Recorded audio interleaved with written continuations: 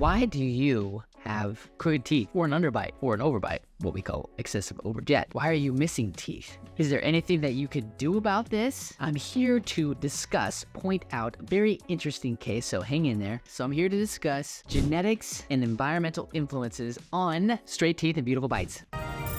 Enter the algorithm now.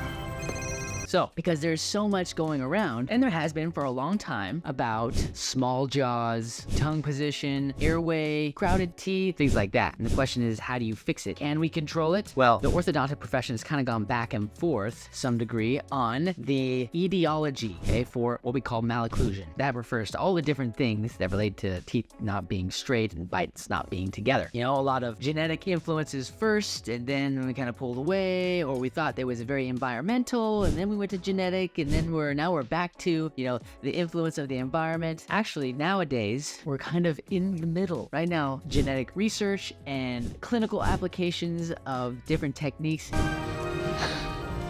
Thank you. have shown us that it's not as simple as just, well, your bones and your teeth, your tongue, and all these things related to the facial development are the way they are only because of genetics. And we're also not saying anymore that, well, if you just put a little bit of pressure on this jaw right here, I mean, you can get it to do whatever you want, right? We're not saying things like that. As it relates to genetics, currently, there is an understanding that certain bony relationships, or it can be, inherited. I mean, you see this all the time. Facial features, right? You can know that somebody is related because they look alike. Serious? I've got 3 brothers, and people see us and they're like, wow, yeah, you guys are related. And that's because we have similar features, underlying skeletal structures. So we know that some of those can be inherited. Well, certain dental features like the position of teeth or the crowding and the position, those don't always correlate as it relates to environmental influences, right? We're talking about, you know, certain pressures, forces, chewing, eating habits, like all these things can influence the way that our teeth are positioned, how they wear down. Big proponents of this environmental forces influence have probably led certain people around the world to believe that, hey, if I just put a pressure on my jawbone right here, my lower jaw, I can just, you know, change it. That is a common misconception. I'm not saying that you can't affect or influence the position, the size maybe of your jawbones, but 2 important things to consider. 1, age. Age influences. If I wanted to right now, could I take this arm, okay, and by pulling against it like this, as an adult, could I make my arm longer? Yeah, I'm kind of a short guy. Could I do that same thing by just, like, you know, attaching myself to one of those Night at the Museum when Attila the Hun is trying to pull his arms apart, right? Like, if you had somebody do that. Limbs, guys!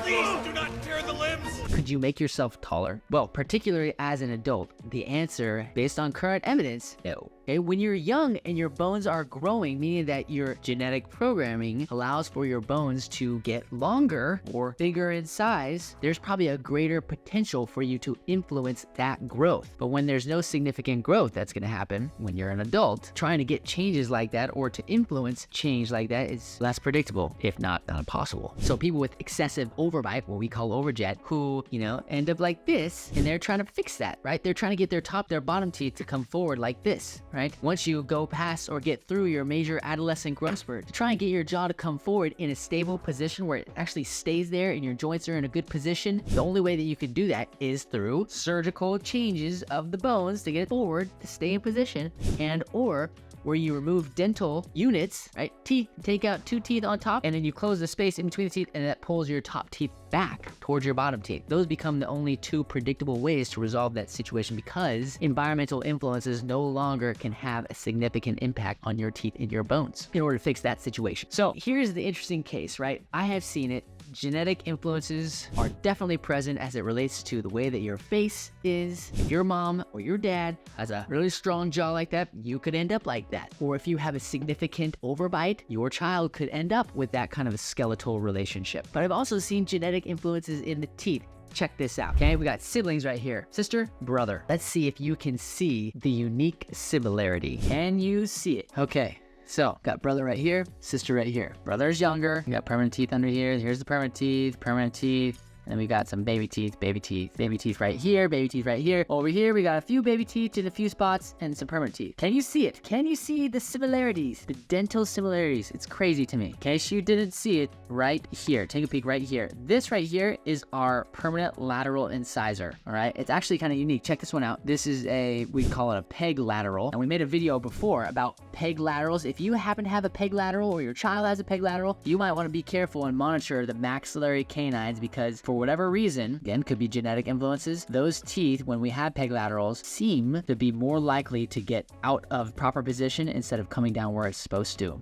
So check this out over here. This lateral got caught up like this or is in this position, and look at the canine on top of it. It's slamming into it. This is the patient's right side. So really unique here. Sometimes, like I said, you can get teeth, extra teeth, or just, teeth get out of position and they can block or obstruct the other permanent teeth from coming in. So what's the genetic influence or what's the genetic similarity? Check this out over here. Look at that, the exact opposite side, right? Similar teeth, small laterals, permanent canines out of position, but look at this one, almost the exact. It just kind of overlays the top of the tooth, just like this one, okay? Actually, this one's kind of on the side right here, but look at that. Look at that. Influence. So, is that crazy or what? Definitely arguments to be made about genetic influences. At the same time, I would definitely say that there are ways to influence your oral cavity, teeth, bones, and the more growing you have to do, the more likely you can influence those things. So, another reason why to consider being evaluated by an orthodontist early enough in development. So around the age of 7, you got some permanent teeth starting to come in. There's plenty of time to address some of those things. Underbites, that's something, between 6 and 8 that might need to be addressed. Crossbites, right? You can influence the bone changes when we're young, less than 10 usually for a lot of kiddos. And then for excessive overbites, right? Where your top teeth are way in front of our bottom teeth, we don't want to get past our adolescent growth spurt. So if you know somebody who, based on parents or other siblings, has certain tooth-jaw position relationship that you're like, oh, is he gonna end up or she gonna end up with that same thing? Send them my way. Share this video with them. The great debate, is it more genetic? Is it more environment? They're related, okay? They both can have influences, especially depending on the age and timing of your growth and development. Because I want to continue to open your eyes to the wonderful world of straight teeth and beautiful bites. That's all I've got. Just a little PFOing so you know where you're going. Packard out.